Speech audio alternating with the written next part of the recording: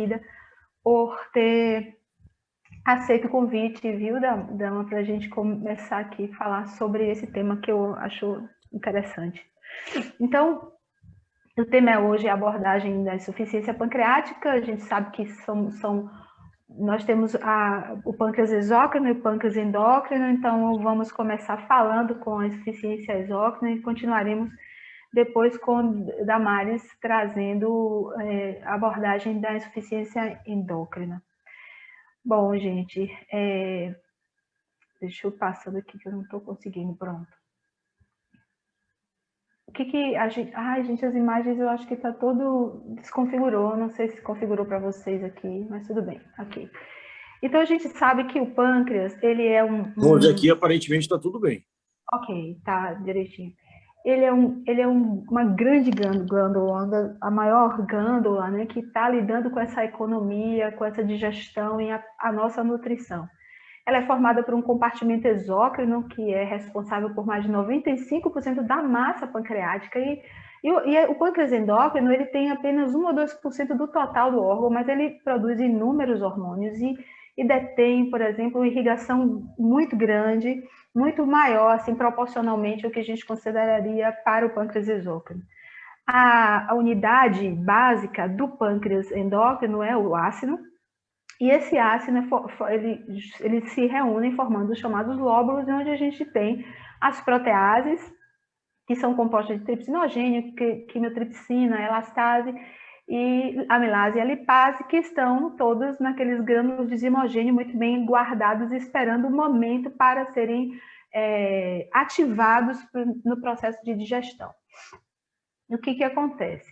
Esse pâncreas exócrino, ele secreta mais ou menos 1,5 litro de líquido rico em enzimas, nessas enzimas, amilase, protease, lipase, todos os dias, e elas são responsáveis pela digestão tanto dos amidos, proteínas e gorduras. E esse suco, ele é estimulado, né, é rico em proteínas, e ele é estimulado basicamente por um sistema neurohormonal composto pela colecistocinina e a secretina. A colecistocinina, o ciclo dela está muito relacionado à chegada no duodeno dos elementos compostos pelas gorduras e pelas proteínas. E é nesse momento que, quando chega, através do trato digestivo, chega no duodeno, é que a colecistocinina é estimulada para esse processo de liberação dessas enzimas. Entendendo que é todo um ciclo, né? Você tem a digestão, a fase cefálica, a fase digestiva, gástrica e a fase duodenal da digestão, onde 70% do trabalho pancreático é feito nesse momento. Em seguida, a gente tem a ação da secretina, que é basicamente por conta do pH muito ácido dos alimentos que chegam ao duodeno. E quando isso acontece, esse pH ácido estimula a liberação de secretina, que vai aumentar os níveis de bicarbonato no suco pancreático. Então, esse aumento é quase o dobro, e para tentar tornar o pH menos ácido e favorecer a condução dessas enzimas pelo ducto e chegar a serem liberadas no duodeno e aí acontecer a digestão, né? Então, quando essa secretina atua, há um equilíbrio ali entre sódio, potássio, esse pH é mantido, e aí se dá esse mar de suco que faz a digestão adequadamente, e a gente recebe os elementos que vêm da degradação dessas substâncias. E a insuficiência pancreática nada mais é do que o impedimento desse evento, né? De uma maneira ou de outra, há uma dificuldade dessas enzimas atuarem. E as principais maneiras, as formas com que essas enzimas deixam de atuar, levando à insuficiência, são 3 formas, basicamente, né? 3 condições que fazem com que o pâncreas se torne insuficiente. Uma condição funcional, que é quando a gente tem a perda do parênquima pancreático, e aí você tem redução da síntese dessa proteína, que acontece nas doenças pancreáticas no geral, assim, nas pancreatites crônicas, agudas mais graves, nos eventos obstrutivos, quando a gente tem tumores, etc., ele leva a impedimento, a produção existe, mas há um impedimento da chegada dessas enzimas para a digestão, ou quando há um erro, um desequilíbrio nesse feedback negativo, que todo o estímulo da colecistocinina e da secretina vão estar pautados nessa chegada desse conteúdo ao duodeno e ao jejum proximal. Quando há um impedimento disso, a gente tem um feedback desequilibrado e aí você pode ter uma insuficiência pancreática por esse meio. Então, são os 3 caminhos básicos para que o pâncreas viva essa insuficiência, né? Como a gente tem 3 condições, portanto, várias causas podem estar incluídas nesse quadro.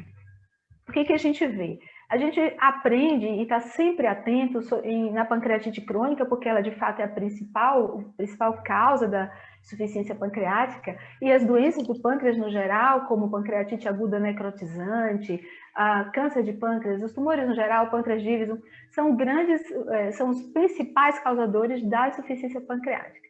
Entretanto, eu convido vocês a ficarem atentos às outras causas de insuficiência pancreática, porque nós, gastroenterologistas, recebemos muitos pacientes que chegam ao consultório com desconforto abdominal, sensação de distensão gasosa, pouco de náusea e aquela alteração de ritmo que a gente não sabe bem o que é e faz investigações e não encontra causa. E essas pessoas podem estar incluídas nas etiologias da insuficiência pancreática secundária, né? Que aí entra a doença celíaca, o próprio diabetes, hemocromatose e várias outras que eu vou citar.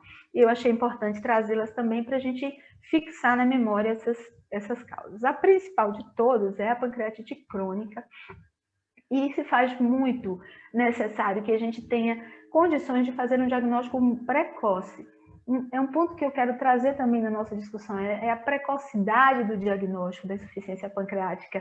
E como a pancreatite crônica é uma das causas mais importantes, a gente estabelecer qual é a etiologia, porque a gente sabe que muitas são as causas de pancreatite crônica, mas algumas causas e fatores de risco podem ser modificáveis e outros podem até submetermos a terapias específicas e impedir ou retardar o progresso da pancreatite crônica para uma insuficiência pancreática e que se torna uma condição irreversível.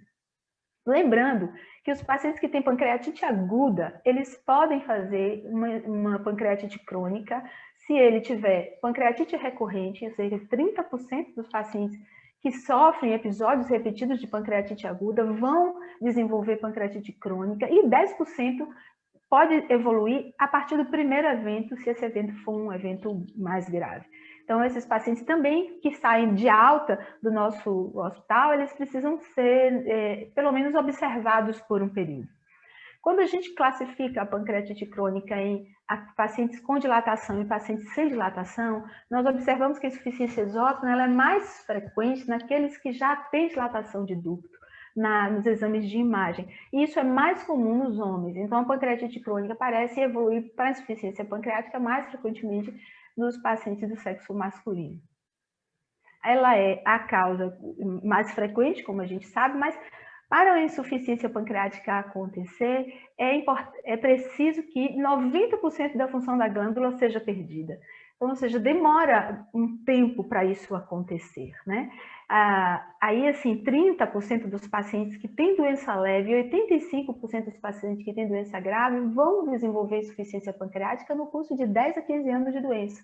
Então, o maior desafio é a gente tentar diagnosticar com precocidade para que a gente possa atuar naquelas condições que a gente pode evitar, né? Porque as condições fixas, como genética, etc., a gente atua pouco.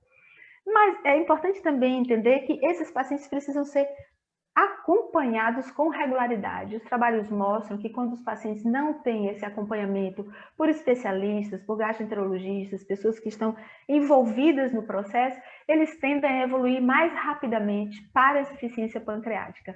Então, tem esse trabalho que foi publicado em 2017, mostrava que 64% dos pacientes que não estavam em acompanhamento, em 5 anos desenvolviam, 5 a 6 anos desenvolviam insuficiência pancreática. Então, há uma necessidade da gente apurar esse olhar para esses pacientes, tá? Então, quando o paciente de pancreatite aguda, eles podem sofrer insuficiência pancreática, mas especialmente aqueles que sofrem pancreatite por álcool, aqueles que têm pancreatite aguda grave e os que desenvolvem pseudocisto são os que mais frequentemente vão desenvolver insuficiência pancreática no curso do seu evento agudo, tá? E 1/3 desses pacientes com pancreatite aguda grave vão, de fato, fazer pancreatite crônica. O câncer de pâncreas é outra etiologia comum de desenvolver insuficiência pancreática. Ok, a gente sabe que câncer já é um fator causador de desnutrição. E a gente sabe que muitos são os motivos para um paciente oncológico desnutrir durante seu processo.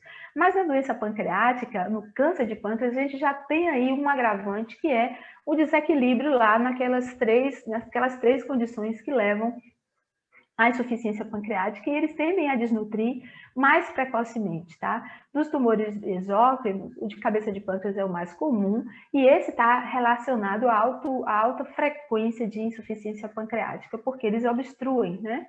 Então, se vê que esses pacientes, no diagnóstico, já tem cerca de 66% deles já tem insuficiência pancreática, e depois de 2 meses de evolução, quase todos já são insuficientes. A incidência da insuficiência nesses casos é grande, nos pacientes também submetidos à ressecção, e, infelizmente, é também subreconhecida e subtratada. É importante que esses pacientes sejam vigiados na sua condição para que não acrescente ao sofrimento ainda uma evolução mais rápida para a desnutrição. A fibrose cística é outra condição comum de desenvolver insuficiência hepática, embora seja uma condição bem rara, né? E essa insuficiência pancreática pode acontecer logo no primeiro ano de vida e às vezes na vida fetal, depende muito do tipo da desordem, de que subtipo de desordem acontece, porque 85% vai fazer insuficiência pancreática, mas 15% pode ter uma vida perto do normal, inclusive com menos complicações respiratórias. São pacientes que têm que ficar sob a mira dos pediatras para que a gente possa agir mais precocemente, tá?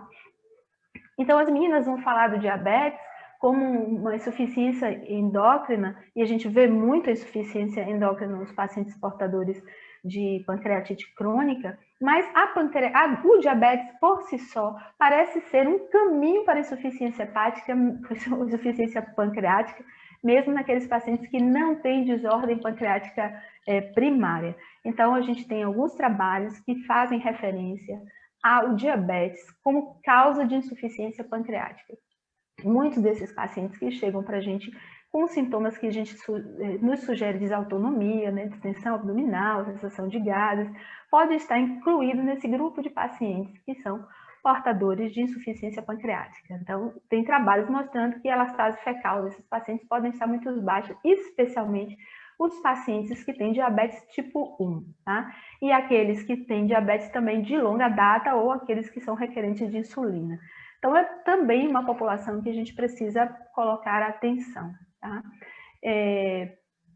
Eu estou trazendo aqui de novo outros trabalhos aqui, recentemente foi publicado um artigo falando apenas do diabetes tipo 1, já mostrando que a maior parte deles tem alteração já na estrutura do pâncreas, são pâncreas já diminuídos de tamanho, não se sabe a fisiopatologia exata, mas se aposta muito nessa questão do trofismo que a insulina tem para aquelas células acinares peri-ilhotas, né? E que isso pode estar influenciando, além de inflamação, fibrose, que pode estar envolvido no processo. Tanto que é proposto por esse autor que publicou sobre o diabetes tipo 1, que aquele paciente que chegar para nós com sintomas gastrointestinais, né, distensão, mal-estar, que a gente teste a elastase fecal para avaliar se esse paciente não merece uma reposição de enzima pancreática. Outra coisa que é bem interessante é que a gente precisa estar atento aos pacientes que sofrem cirurgias gastrointestinais altas, porque isso aí faz uma sincronia na função motora e na função secretora, naquele feedback que eu falei, né? Porque o paciente está parcialmente, ele está ou completamente sem o estômago ou parcialmente sem o estômago, e isso pode interferir nesse feedback e na liberação das enzimas pancreáticas, e esses pacientes podem sim sofrer de insuficiência pancreática secundária, né? Então, assim, a má digestão acontece em uma frequência muito grande nesses pacientes, e se percebeu que muitos deles têm realmente elastase fecal baixa, né? Então, e desenvolvem insuficiência pancreática ao longo dos anos, né? Dos meses, aliás, de doença. Então, e aí eu chamo a atenção dos pacientes que fazem bariátrica também, que são pessoas que às vezes trazem queixas digestivas para nós. É mais um chamado mesmo de atenção para essa população que não é pancreatopata e que pode ter insuficiência pancreática associada.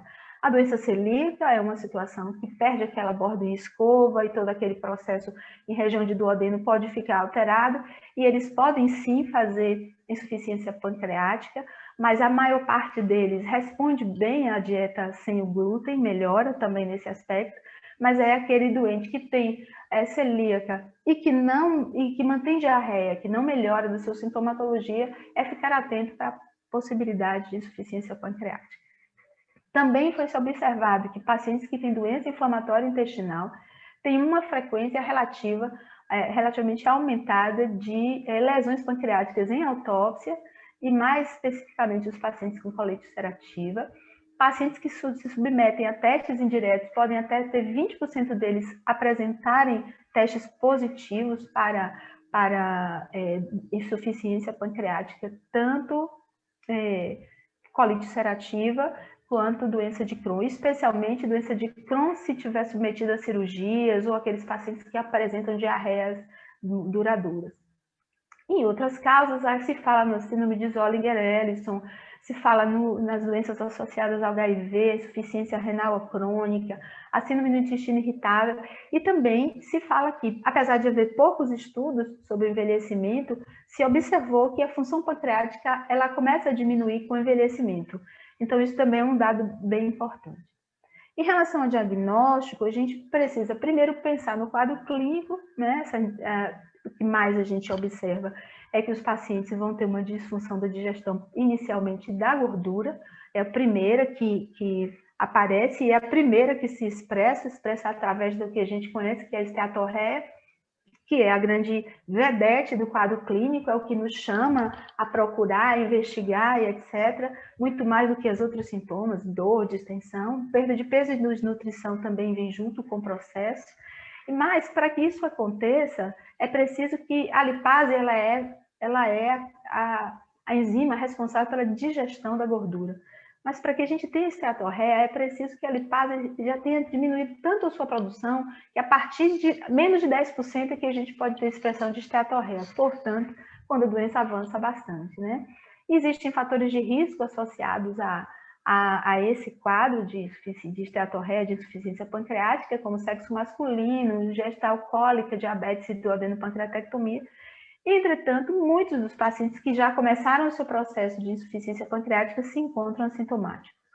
A desnutrição ela é a principal manifestação e a mais grave, porque está associada a uma morbidade grande, mortalidade também, e nas crianças no retardo de crescimento.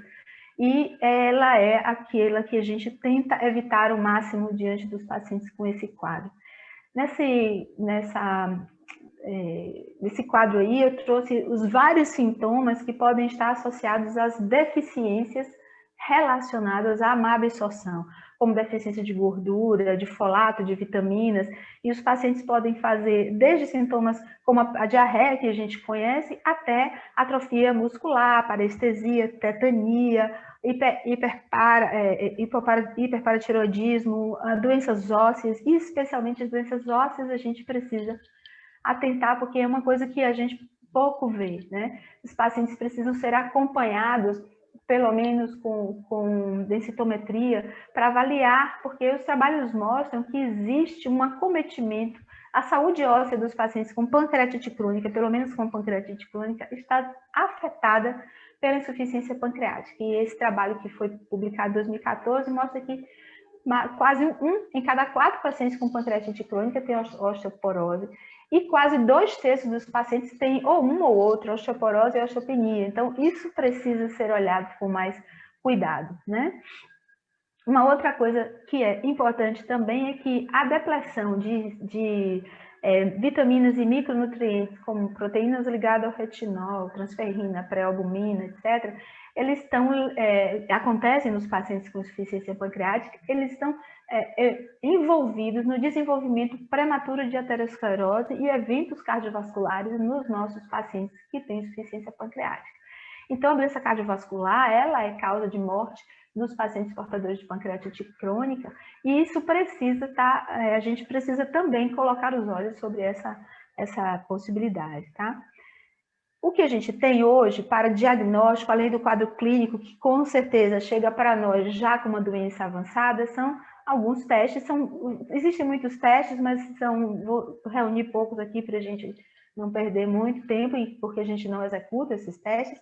A gente tem os chamados testes de função pancreática diretos, que são aqueles que avaliam de fato a função, e os testes indiretos, que avaliam de fato as consequências. Então, eles não medem antes como está a função, e sim o dano que a disfunção causou. É importante a gente ter isso em mente, tá? Aqui a gente usa muito os indiretos, né? Muito mais os indiretos, mas esses testes, eles raramente conseguem confirmar a presença da doença pancreática. Eles não são invasivos, ótimo, mas eles também não têm muita sensibilidade para a doença pancreática, especialmente na fase inicial. Eles são mais usados, eles são mais precisos na doença avançada, né?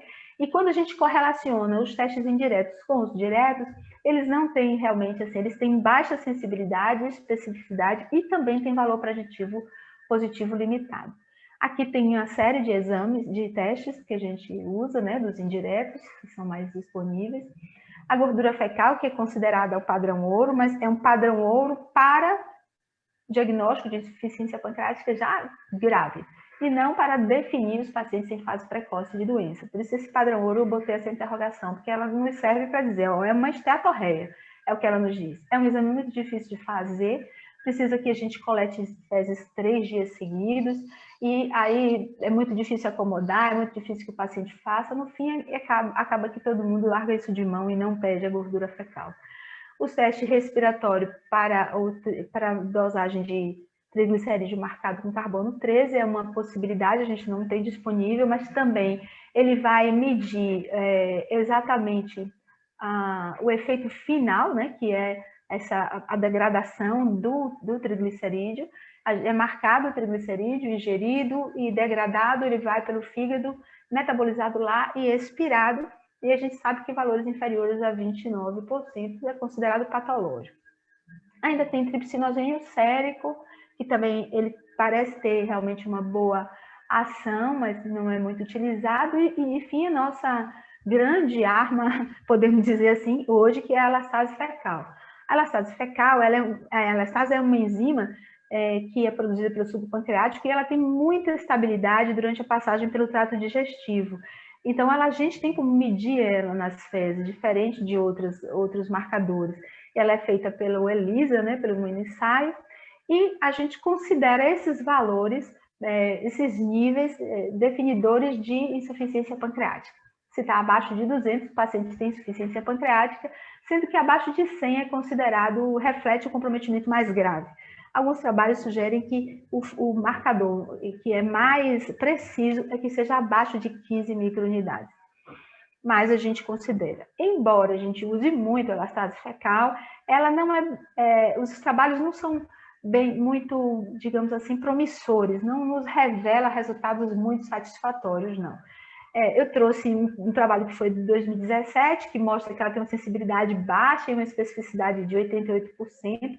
E essa meta-análise que Wangel publicou, ele estudou 400 e tantos pacientes com insuficiência pancreática e 600 e poucos sem insuficiência pancreática, e viu que a elastase ela tem uma sensibilidade variável de acordo com o grau de doença. Então, para pacientes com doença leve, ela tem uma baixa sensibilidade e ela melhora nas doenças graves.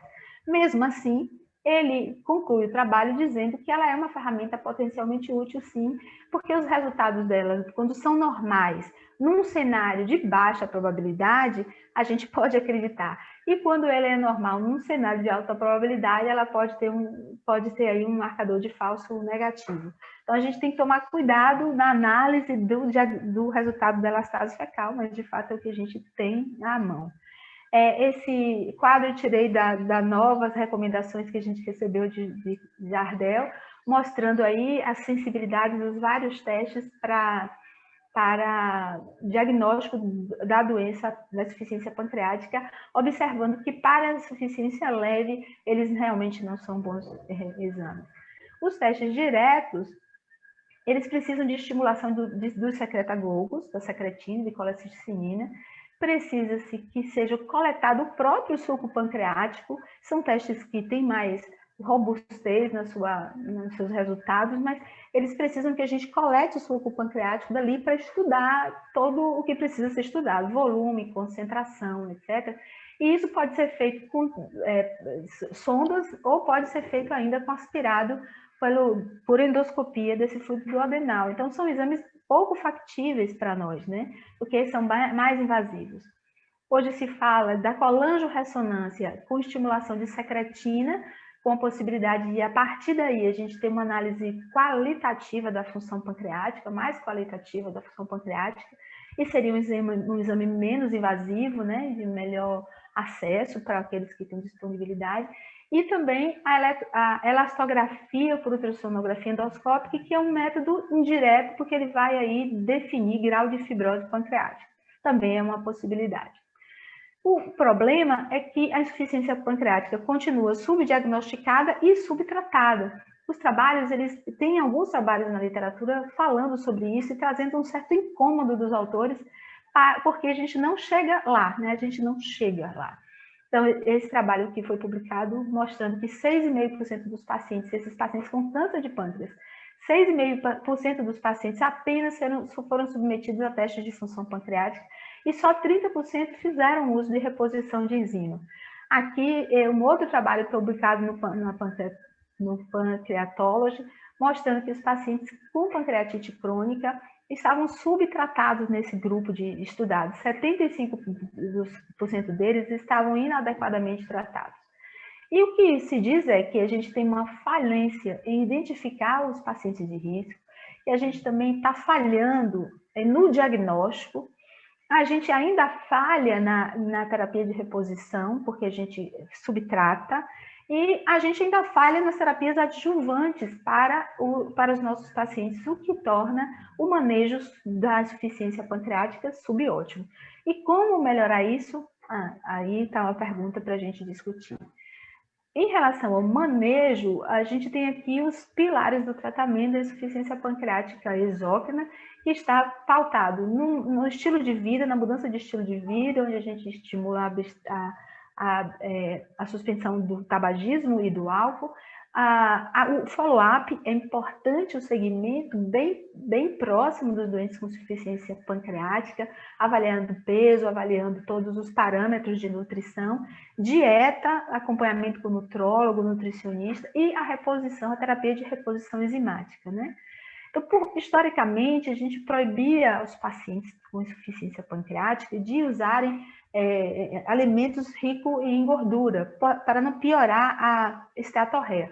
Mas depois do advento das enzimas pancreáticas, isso caiu por terra e por conta mesmo dos pacientes correrem risco de desnutrição, a gente hoje autoriza que eles tenham uma dieta com gordura normal, desde que sejam dietas em pequenas quantidades e mais frequentes.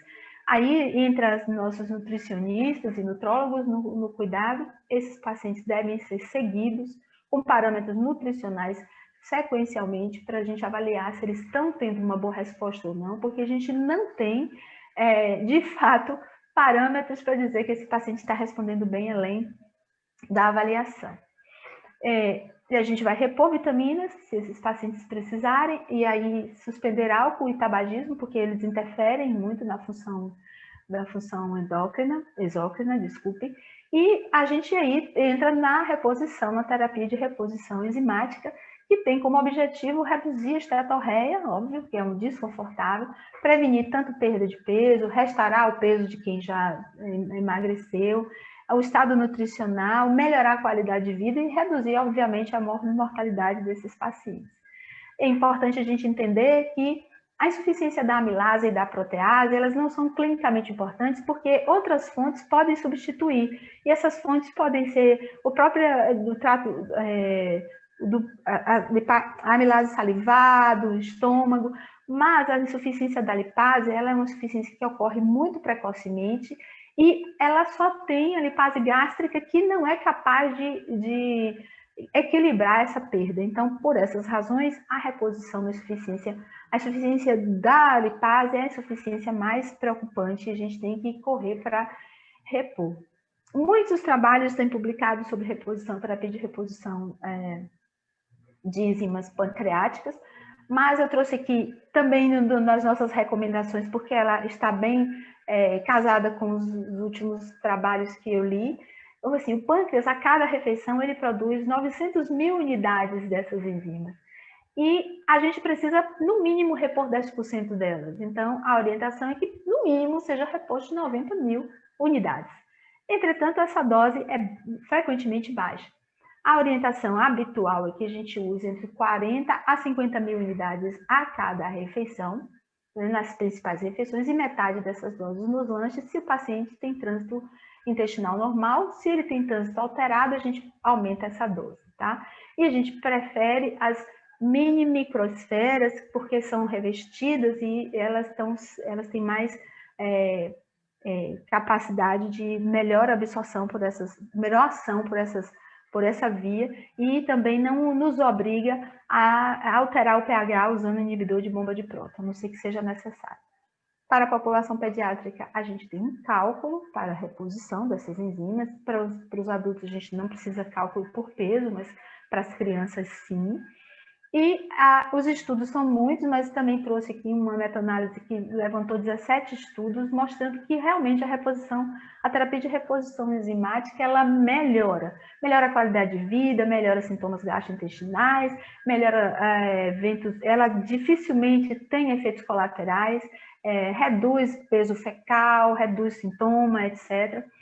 E como é que a gente vai medir o efeito delas? A gente vai medir através de marcadores nutricionais, porque não adianta eu pedir elastase fecal, ela não é fidedigna para análise dessa resposta à reposição das enzimas. Então, a gente tem que seguir o doente muito de perto mesmo e ajustar conforme necessidade. As recomendações que foram liberadas para a gente recentemente mostram que a gente pode ir ajustando, né? A gente inicia a dose, verifica se o paciente não melhora, a gente vai verificar se o paciente está aderindo, se o paciente está tomando a medicação exatamente junto com a refeição, não pode ser antes, se ele está aderindo, se ele está tomando junto com as refeições, a gente pode aumentar de 50 para 75. Se não melhorar, a gente pode acrescentar aí o inibidor de bomba. O inibidor de bomba não precisa entrar em toda a reposição, tá? E se caso a gente não conseguir definir, aí a gente vai ter que ver causas de má absorção, outras causas de má absorção, como doença celíaca, supercrescimento bacteriano, etc. A intenção é que os pacientes melhorem os sintomas e que normalize os parâmetros nutricionais. Basicamente, aqui também é um esquema que traz assim, para pacientes que são operados e para pacientes que não são operados, a gente tem essa divisão, né? Os pacientes não operados, eles podem fazer uso de menos doses. E algumas situações que a gente precisa ficar atento na reposição, se o paciente não está melhorando, ver se tem acidez inativando a enzima, e aí a gente pode aumentar o IBP.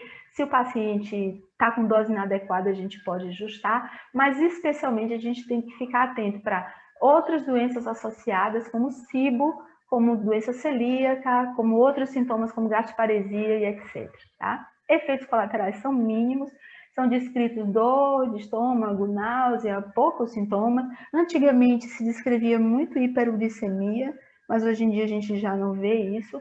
E a colopatia fibrosante que é descrita foi só percebida nos pacientes pediátricos que tinham fibrose cística, e eles estavam naquele momento usando altas doses de enzima de reposição. Então, eu tentei compilar para não ser demorado, mas eu passei do tempo, então 35 minutos. Eu quero agradecer ao tempo que vocês estão aqui me ouvindo e finalizo aqui minha apresentação.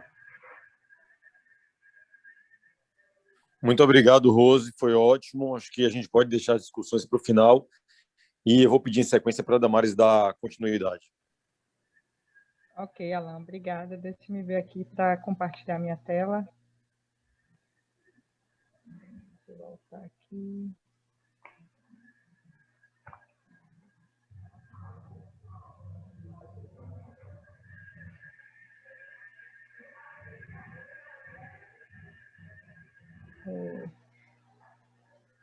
Muito bom, Rosa, muito obrigada. E para a gente é sempre bom essa troca, né? Que às vezes a gente fica vendo só os resultados e os queixumes dos pacientes, e agora a gente entender melhor como cada um vai acontecendo e cada um vai trabalhando, né?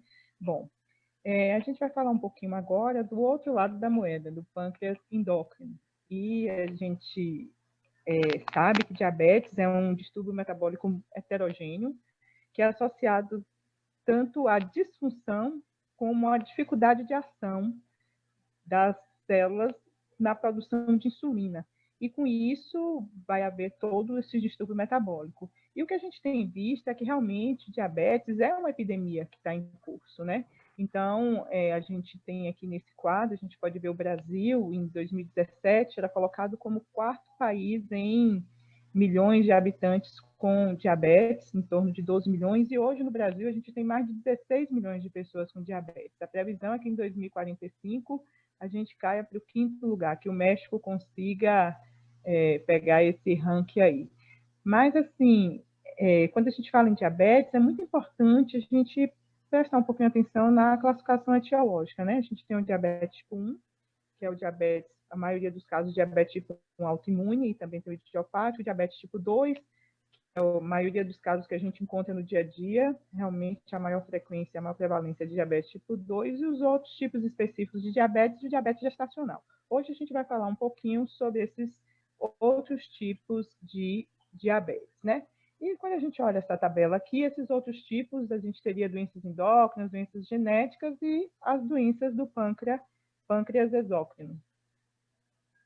E assim, quando a gente fala em diabetes pancreatogênico ou diabetes do pâncreas exócrino, a gente também tem uma outra denominação que é diabetes tipo 3C. Na verdade, nos guidelines da ADA, da American Diabetes Association de 2014, quando se falava em diabetes pancreático, se ficou no artigo, ficou na linha 3, vamos dizer assim, né? Então, por isso, diabetes tipo 3C, pelo local mesmo onde ficou. E já tinha o diabetes tipo 1, diabetes tipo 2, então ficou o diabetes 3C. No início, eles usavam algarismos romanos, mas como também no diabetes tipo 1, tipo 2, agora não se usa mais, né? E assim, a gente vê que é um diabetes com causas muito de fisiopatologia muito variada, né? Então, se a gente for analisar a prevalência, é uma coisa muito ainda assim discutida, porque na maioria das vezes o que acontece é que é pouco conhecida, né? Principalmente pela dificuldade no diagnóstico. A gente vai ver também que varia de acordo com a região geográfica, é mais elevada quando se fala no ambiente hospitalar. E isso não é muito diferente no Brasil. Também é muito pouco conhecida essa prevalência. A gente vai ver que acontece muito de se mudar, né? Na verdade, quando o paciente é confundido com diabetes tipo 2, quando você vai fazer uma análise mais fina, você vê que ele teria critérios para ser classificados como diabetes tipo 3, no caso aqui, o tipo 3C. Aqui a gente tem, nesse trabalho que foi feito com dados do Colégio Real Britânico, onde eles pegaram 31.789 pacientes com diagnóstico recente de diabetes. Desses pacientes, 559 tinham diabetes de origem pancreática. E quando eles foram reavaliar esses pacientes, eles viram que deste número, 7,7%, na verdade, foram classificados inicialmente como diabetes tipo 1. Né? 87,8%, quase 90%, classificados como diabetes tipo 2. E um percentual ficou sem conseguir fechar o diagnóstico. E apenas 15 pacientes de 559, ou seja, 2,7% desses pacientes, que foram classificados corretamente como diabetes tipo 3, né? Diabetes pancreatogênico. Aqui também, nesse trabalho alemão, a gente vê que quando foi se classificar esses pacientes, aproximadamente, eles pegaram aqui 1.868 pacientes com diabetes e foram ver a frequência de cada um. Como aqui foi num grupo de pacientes internados, a gente vê que é uma prevalência maior de diabetes nessa população, de diabetes tipo 3C. Então, 67% dos pacientes realmente tinham diabetes tipo 2, 9,2% tinham diabetes tipo 3 e 23% dos pacientes tinham diabetes tipo 1. Quando a gente vai ver as causas, realmente a pancreatite crônica é a principal causa, né, que leva o diabetes tipo 3C. E depois aí a gente vai ver também alguns outros, como hemocromatose, como câncer, fibrose císticas, que também aparecem nesse quadro como causas de diabetes tipo 3. Hoje a gente tem, segundo dados americanos, em torno de 0,5% a 1% dos pacientes diabéticos com diabetes tipo 3C. Ok? Bom, então, a fisiopatologia é bem heterogênea, porque são múltiplos fatores que podem levar, múltiplas etiologias que podem levar a esses mecanismos fisiopatológicos e a expressão dessa doença bastante variada, né? E o quadro clínico também é secundário tanto ao comprometimento da função exócrina como a função endócrina. Lembrando que nos pacientes com diabetes tipo 3C, o que acontece? Você tem alteração em todos os tipos de células da ilhota, enquanto no diabetes tipo 1, você tem mais a questão da autoimunidade, no diabetes tipo 2 você tem muita questão da resistência insulínica, no diabetes tipo 3C você tem todas essas alterações. Então, vale lembrar um pouquinho as células que compõem o pâncreas endócrino, né? A gente já falou, viu que a maior parte do pâncreas é composto pela parte exócrina, e é uma pequena parte pelas células endócrinas, que são as ilhotas pancreáticas. Essas células que compõem, as principais são 4. A célula beta produzindo insulina, a célula alfa, né, que produz o glucagon, as células gama produzindo a somatostatina e as células PP, que produz o polipeptídeo pancreático. E aí a gente precisa entender um pouquinho a função de cada uma dessas células para que mais na frente entenda o quadro clínico que ocorre nesses pacientes. Esse quadro foi tirado de um artigo muito elegante que uma das nossas colegas, Renata Peixoto Barbosa, foi uma das autoras, ela está aqui conosco, no capítulo de um livro que eles escreveram sobre diabetes tipo 3C. E a gente vê que a célula alfa produz principalmente o glucagon, que é responsável pelo aumento do nível de glicemia e também pelo estímulo na quebra do glicogênio hepático durante o jejum. E 15 a 20% do pâncreas endócrino é composto por essas células. As células beta, como a gente já sabe, na produção de insulina, que é responsável por diminuir os níveis de glicemia, por promover também o estoque de nutrientes em fígado, músculo e tecido adiposo, que compõe a maior parte dessas células, e também tem a célula beta uma função paráquina na inibição das células alfa. A gente tem a célula gama com a somatostatina, que retarda a absorção de nutrientes no trato gastrointestinal, e também tem essa ação paráquina a nível de glucagon e de insulina, que responde por mais ou menos 5 a 10% das células. E as células PP, que é o polipeptídeo pancreático, que potencializa os efeitos da insulina no fígado através da alteração dos receptores, e seria responsável por mais ou menos 1% dessas células. E aí, quando a gente vai pensar na fisiopatologia, a gente agora entendendo como fisiologicamente essas células agem, a gente vai ver que se você tem a perda da função da célula beta, você vai ter uma redução da produção de insulina, uma redução na captação de glicose, aumento da gliconeogênese e a quebra do glicogênio. Tudo isso levando à hiperglicemia. Se você tem a perda de função da célula alfa, você vai ter essa alteração, a redução do glucagon, diminuindo a resposta protetora à hipoglicemia, e é um fator muito importante da gente ver como o diabetes nesses pacientes é um diabetes mais lábil, de mais difícil controle. A perda das células PP, do polipeptídeo pancreático, vai ter a diminuição desses receptores de insulina no fígado e, com isso, um aumento na resistência insulínica hepática, que a gente vê hoje que tem alguns trabalhos falando também sobre o uso do polipeptídeo pancreático como tratamento também desses pacientes. Pensando também na parte da fisiopatologia, como o Rose falou muito bem, a perda da função exócrina vai atrapalhar a parte endócrina. A gente vê que em alguns pacientes com essa alteração exócrina vai ter a perda da resposta incretínica, que aí quando o nutriente ele não é absorvido, vai diminuir aquela liberação de insulina relacionada ao alimento, né? Então vai ter essa liberação de insulina pós-prandial subótima, com isso levando ao quadro de hiperglicemia. Outras questões muito importantes nesses pacientes são causadas pela inflamação. A gente sabe que a inflamação aumenta muito a resistência insulínica, apesar de nesses pacientes essa parte de resistência insulínica ser multifatorial, mas a inflamação também é importante. E também a gente vai ver que as citocinas inflamatórias, principalmente interleucina 1 beta, interferon, também o fator de necrose tumoral, eles vão inibir a capacidade secretória da célula beta. E com isso, resultando nas alterações que levam à hiperglicemia. Processos inflamatórios, outros também, imunomediatos, contra antígenos, como após infecções bacterianas, vão estar envolvidas nisso daí. E muito importante é como essa inflamação aumenta também a expressão da adrenomedulina, que é um peptídeo mediador de várias reações fisiológicas e patológicas, e através disso daí vai inibir a secreção de insulina, inclusive no adenocarcinoma de pâncreas, a gente vai ver como a adrenomedulina é importante, inclusive que é estudado como marcador, né? Que é o sonho que a gente tenha marcadores para a gente ter um diagnóstico mais precoce do adenocarcinoma.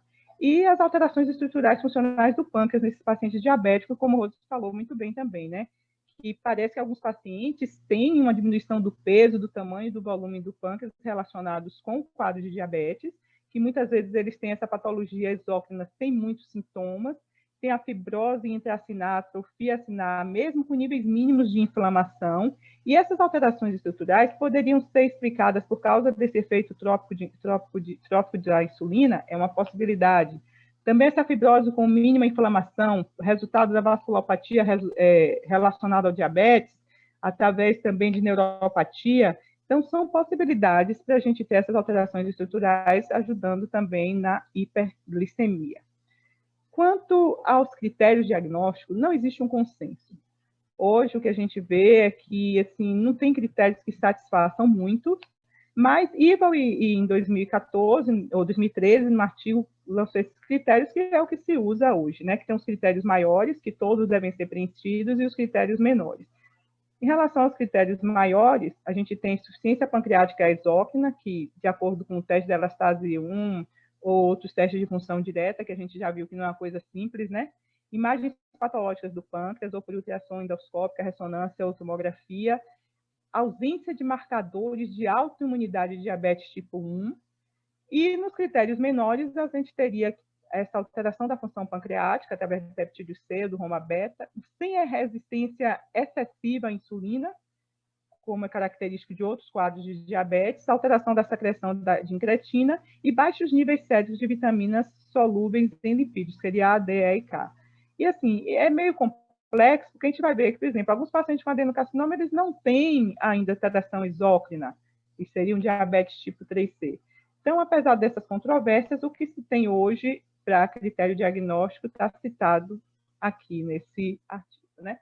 As causas de diabetes tipo 3C seriam principalmente a pancreatite aguda e crônica, a pancreatectomia, a neoplasia, fibrose cística, hemocromatose e a pancreatopatia fibrocálcica, né? Em relação à pancreatite crônica, é a principal causa, né? Na maioria dos trabalhos, a gente vai ver que em torno de 80% dos pacientes com diabetes tipo 3, eles têm como etiologia a pancreatite crônica.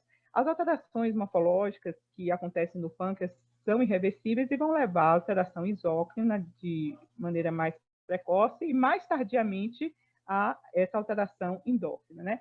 E aí vai ter o aparecimento do diabetes pela destruição das ilhotas, com isso a alteração das células, que a gente já viu anteriormente, também essa questão da má digestão dos nutrientes com diminuição do efeito incretínico, que é uma coisa muito importante, né? A gente vê que hoje várias medicações, inclusive a nível de diabetes, usam esse efeito incretínico para melhorar a hiperglicemia, e nesses pacientes essa perda do efeito incretínico é um fator a mais no aparecimento da hiperglicemia.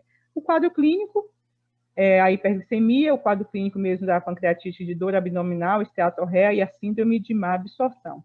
E a gente vê que mais da metade dos pacientes com pancreatite crônicas, eles vão terminar desenvolvendo realmente o diabetes tipo 3C, né? Outra causa importante que a gente vê é a pancreatite aguda, né? O que a gente tem?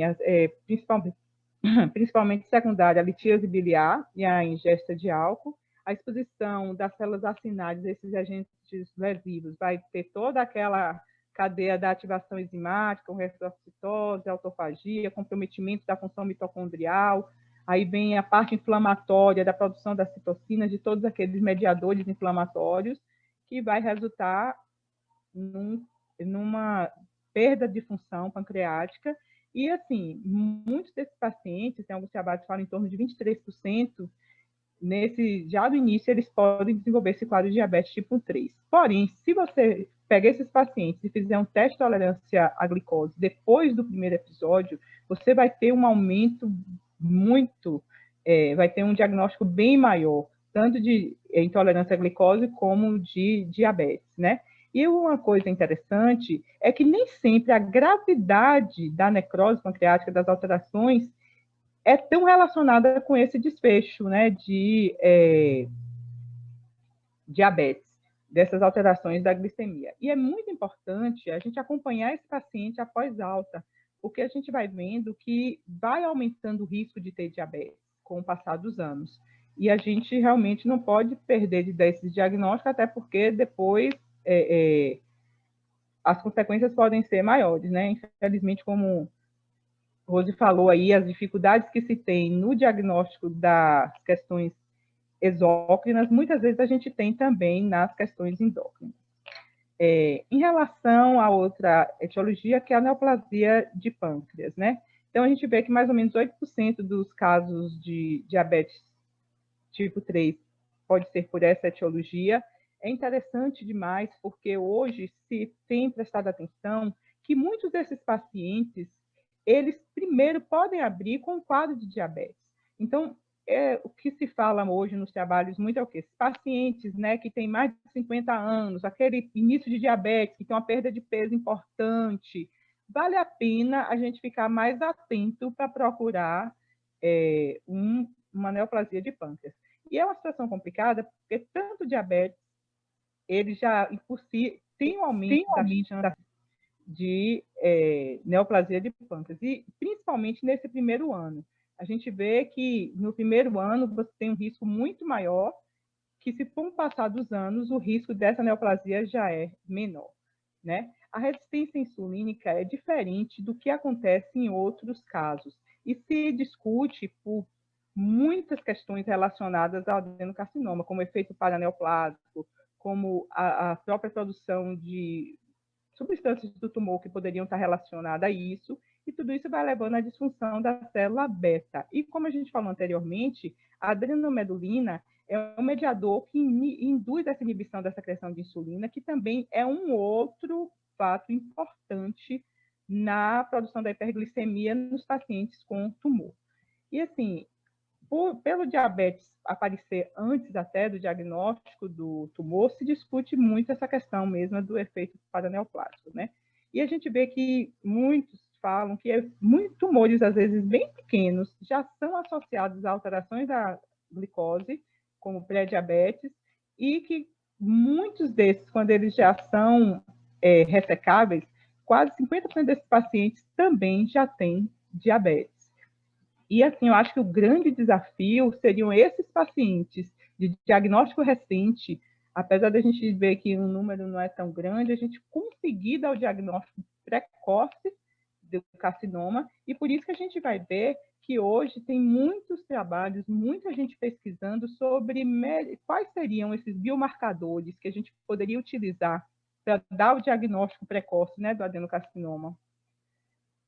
Outra causa importante é a hemocromatose, né? A gente vê que, apesar de, com o passar dos anos, o diagnóstico ser mais rápido, as famílias serem investigadas mais precocemente, com isso a gente não vê tanto mais como em outros tempos essa evolução para diabetes, é ainda importante a gente lembrar como causa de diabetes mellitus tipo 3C.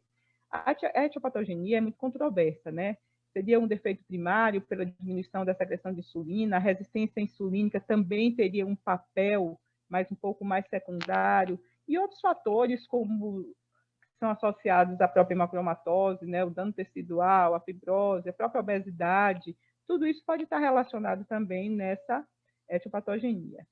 E, assim, por ser multifatorial também, vai ter relação com a mutação, a depender do tipo de mutação que o paciente tem, pode haver também algum outro tipo de alteração que resulte na hiperglicemia.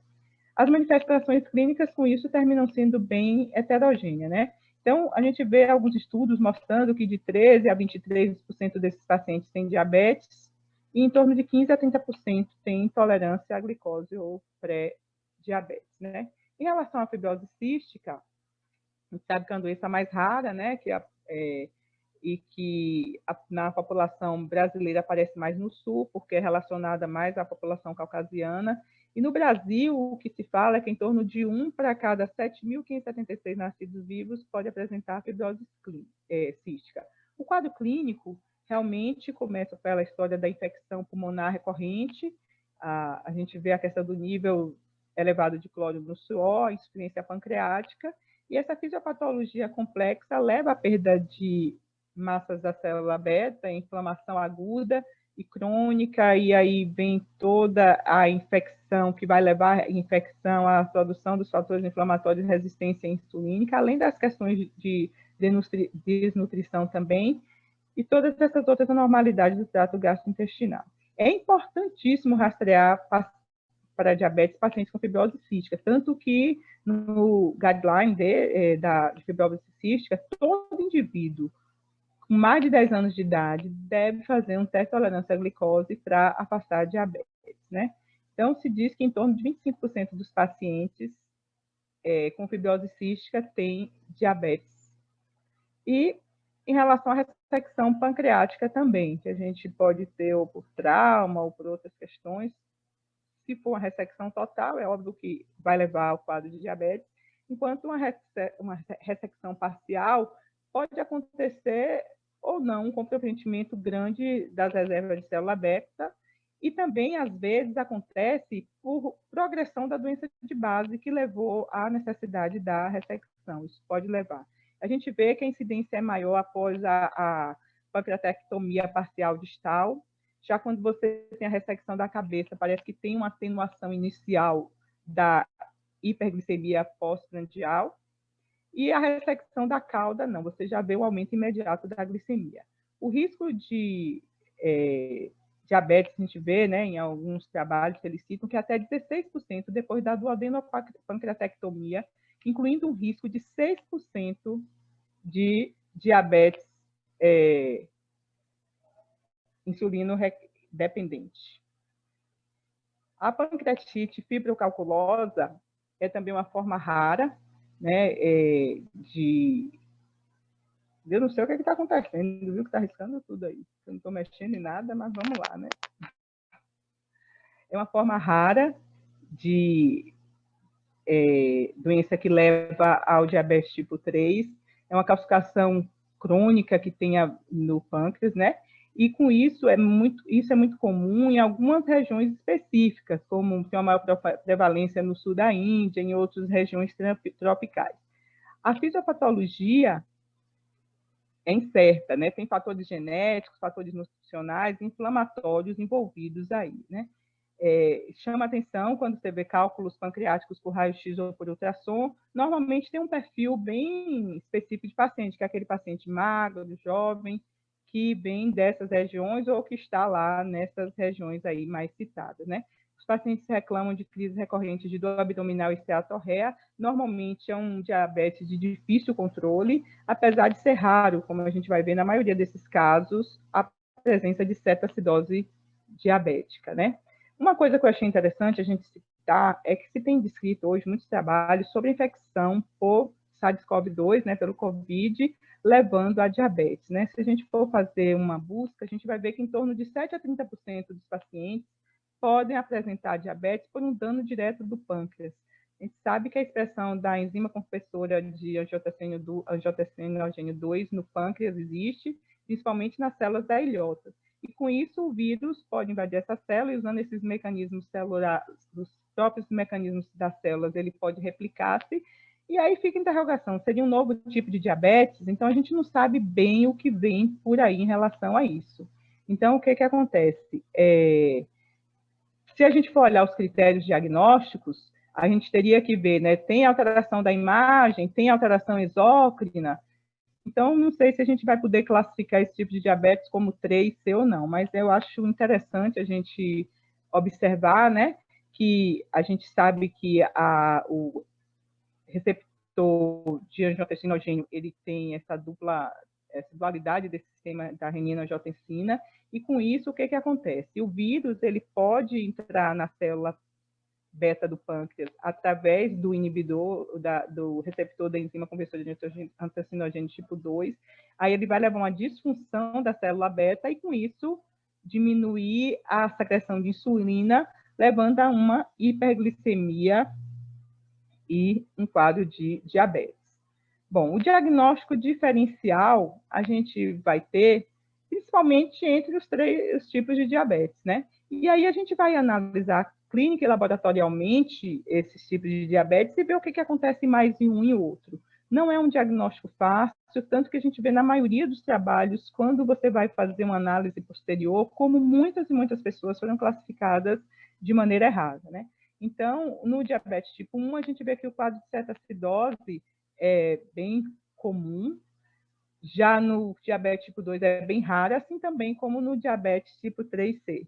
Já a questão da hipoglicemia já é mais comum no tipo 3C, como também é no tipo 1, e mais rara no tipo 2. A sensibilidade periférica à insulina, a gente vê que no diabetes tipo 3C, como no tipo 1, pode ser normal ou diminuída. E em relação também à sensibilidade insulínica hepática. Então, muitas vezes, se a gente for analisar cada um desses detalhes, a gente vê que não tem nada que a gente diga, não, com certeza a gente vai ficar atendendo mais a este ou aquele.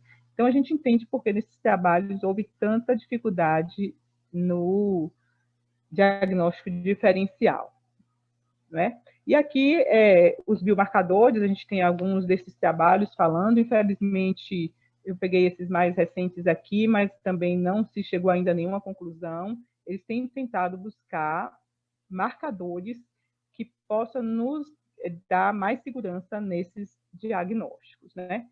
E aí a gente vê as complicações que podem acontecer nesses pacientes, né? Bom, as micro e macrovasculares, como a gente vê em todo o quadro de diabetes, né? Tanto na nefropatia, na retinopatia, e também nas macrovasculares em termos da parte cardiovascular, podem acontecer, e a prevalência é mais ou menos a que a gente vê, em torno de 30% desses pacientes também tem essas alterações. A parte óssea, muito importante, não só pela questão da deficiência de vitamina D, como da absorção de cálcio e de muitos outros nutrientes. Então, muito importante a gente estar vigiando essa parte, né? Vendo a questão mesmo dos critérios dos consensos para se pedir densitometria. E também a gente vê nesses pacientes a deficiência de vitamina e de proteína, como é importante a gente estar acompanhando para mantê-los nutricionalmente bem e evitando que outras complicações venham dessa falta de vitaminas. O tratamento, ele é baseado no tratamento não farmacológico, na mudança de estilo de vida e nutrição e no tratamento farmacológico. Em relação ao estilo de vida, é evitar tabagismo, etilismo, que a gente sabe que essas alterações se perpetuando vão fazer com que haja uma evolução mais ainda da doença de base. A parte da nutrição, que é muito delicada, porque a gente tem alguns pilares básicos nesse tratamento, que é evitar a hipoglicemia. Lembre que há uma destruição de todas as células do pâncreas. Então, o efeito protetor que o glucagon dá, esses pacientes não vão ter. Então, a gente vai ter que ter um tratamento que evite, em termos nutricionalmente, hipoglicemia, mas também que não seja tão rico em carboidratos para manter a hiperglicemia. E quando a gente fala no tratamento farmacológico, a gente tem uma série de medicações que têm sido estudadas para tentar ver o que de melhor a gente pode dar para esses pacientes, né? Aqui, quando a gente pensa no manejo, realmente é multidisciplinar em primeira instância, não tem como a gente não ter um acompanhamento colado tanto da parte da gastro como de um bom nutricionista para que esses pacientes consigam não se desnutrir, consigam ter controle das comorbidades associadas e, a partir daí, decidir o que vai ser melhor, o tipo de atividade física e tudo. Muito importante a gente bater nessa tecla de cessar o tabagismo, de evitar o álcool, né? E tentar também a questão da reposição enzimática adequada, e com isso vamos tentando controlar, mas sabendo que, na maioria dos casos, é importante também o uso das medicações. E dos hipoglicemiantes que a gente tem hoje disponível, a gente vai ver vantagens e desvantagens no uso de cada um desses medicamentos, né? Então, por exemplo, a metformina tem muitas vantagens. Primeira da metformina, a questão de baixo custo e de que alguns trabalhos que mostram que parece que reduz o risco de neoplasia. Mas aí vem as desvantagens. Pode ter a questão da diarreia e do abdominal, pode agravar as questões relacionadas à desnutrição, também a perda de peso que pode acontecer no paciente que você já está preocupado com essa parte nutricional. E lembrando que ele atua principalmente na questão da resistência insulínica, que não é nem todas as etiologias o principal, né? A sulfonilureas já tem o efeito de promover o ganho de peso, que seria uma vantagem, mas a questão da hipoglicemia, que é uma grande desvantagem. A pioglitazona também teria a vantagem de promover ganho de peso, mas aí já vem a questão de retenção hídrica. A gente viu que esses pacientes têm como complicações as alterações ósseas, e a gente sabe que a pioglitazona é relacionada com risco aumentado de fratura, também a questão do risco de insuficiência cardíaca, e também é outro remédio que atua principalmente na resistência insulínica. Os inibidores de DPP-4, eles atuariam na deficiência insulínica, naquele efeito incretínico, principalmente pós-prandial, que a gente já conversou anteriormente, apresenta baixo risco de hipoglicemia e é neutro em relação ao peso. Aí seriam as vantagens. Mas aí a desvantagem é que, às vezes, aumenta a enzima pancreática, tem uma associação muito incerta com pancreatite e está contraindicado também nos pacientes que têm pancreatite por conta dessa alteração incerta. Os análogos de GLP-1, eles já atuam na deficiência insulínica, seria interessante, apresentam baixo risco de hipoglicemia, também seria bem interessante, porém vem todas as outras questões, né? Por promover a alteração das enzimas hepáticas, associação com pancreatite, é contraindicado em pacientes que já tenham tido pancreatite ou neoplasia de pâncreas, a questão da perda de peso, também o quadro gastrointestinal muito rico, que pode levar esses pacientes, a maneira de usar, né, subcutâneo, e o custo elevado. E os inibidores de SGLT2 têm uma ação independente de insulina, mas também com a questão da perda de peso e tudo, e não se tem muitos trabalhos dessa medicação nesse tipo de diabetes hoje em dia. Então, não é nada muito animador. E, realmente, o que se tem é a insulina, que vai atuar a principal fisiopatologia, né, que é a questão da deficiência insulínica, tem esse efeito trófico no ganho de peso anabólico, que é bem interessante. Porém, a gente vai ter a questão aí de ter o cuidado com a hipoglicemia e o uso subcutâneo, que para alguns pacientes pode ser mais complicado, né? Bom, concluindo, a gente chega à conclusão, né, que, como já foi dito, que hoje, se a gente for ver essa população diabética em países ocidentais, quando vai se reclassificar esses pacientes, a gente tem uma incidência que não é tão pequena, em torno de 5% a 10%, aí vai variar se você pegou uma população de pacientes internados, se você pegou uma população mais mista de pacientes outros. É importante a consciência desse tipo de diabetes, porque a gente vê que muitas vezes o diagnóstico é feito incorretamente, principalmente como diabetes tipo 2. E como a gente viu, a fisiopatologia é muito diferente. Então, um tratamento que você dá para esse paciente com diabetes tipo 2 pode até, no primeiro momento, ter algum benefício, mas as peculiaridades da fisiopatologia do diabetes tipo 3 são muito importantes de ser valorizadas e cuidadas para que você tenha um correto diagnóstico, um correto tratamento e esse paciente evolua de maneira melhor.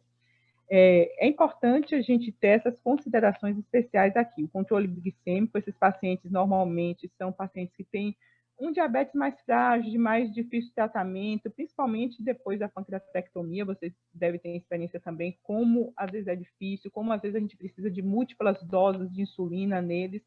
A desnutrição, que é uma coisa que a gente tem que estar sempre muito atento, principalmente em relação à vitamina D, em relação à osteoporose, né? As questões que eles têm também da hidrólise de gordura que é prejudicada, a deficiência da secreção dessas incretinas que também podem estar relacionados a outras alterações como um risco maior de câncer, e ver que a gente tem nesses pacientes com pancreatite crônica, com risco maior de câncer, esse benefício da metformina, e que muitos trabalhos falando também dessa certa proteção contra o câncer. Porém, realmente, a depender do paciente, ele pode não tolerar e ter esse outro,